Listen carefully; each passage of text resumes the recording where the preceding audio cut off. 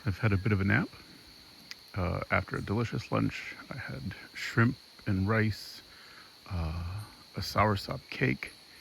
It was tremendous. There are white line tanagers in the bamboo here. The bamboo is just insane. I've never seen bamboo that big.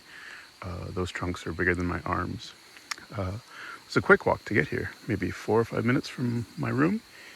And I'm going to the Clearwater Pool, which is a natural spring that exists down here. So, yeah. All right, so that was a quick little easy trip down the stairs, and here is the pool. This is actually much deeper than I expected it, and I don't know if I can see a very good way to get out of here. So we may or may not actually go in. So we'll see. So I believe this is shampoo ginger, and you squeeze it, and it smells very fragrant. So you can see it's got kind of an oozy situation going on in there. That one's actually flowering. So let's give her a little squeeze.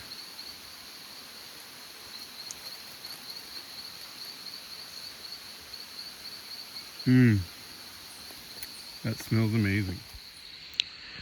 So the road to get into the nature center is really narrow and windy and curvy and all of that stuff. And the whole ride up here from the airport looked like this in this big gorgeous valley. All sorts of really cool stuff is in here.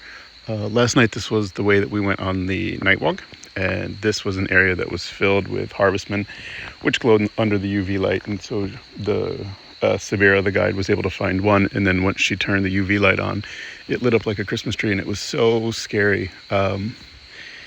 Yeah, but it's super cool. Actually, I'm going to go on another night walk tonight.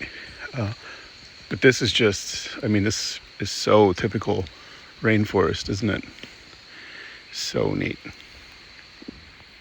So it just started to rain a little bit, but I'm going to take my time going back because this is just so neat. And I looked at the forecast, it might rain a little bit more, maybe tomorrow and the next day, but I'm here until Friday. Today is Tuesday, so I got a while to explore. There's some more shampoo ginger. There are quite a few heliconias in Trinidad, and this is one. I believe it's called Sexy Pink Heliconia.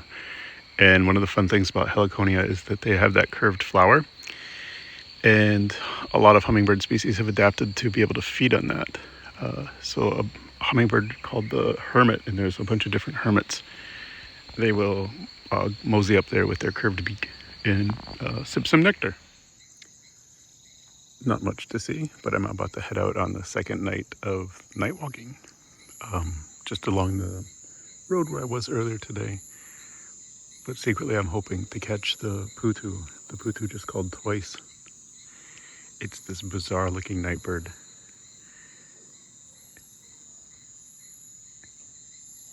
It goes doo doo doo doo doo.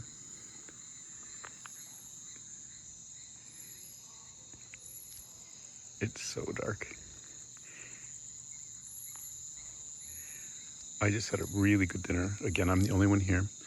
It was grilled chicken over pasta. And then there was a mix-up because I actually ended up with 2 desserts, a chocolate cake, and some coconut ice cream. Again, amazing. And now we get a post-hike update. So the putu came out and it was hanging out right at the top of a light pole. So that was really cool.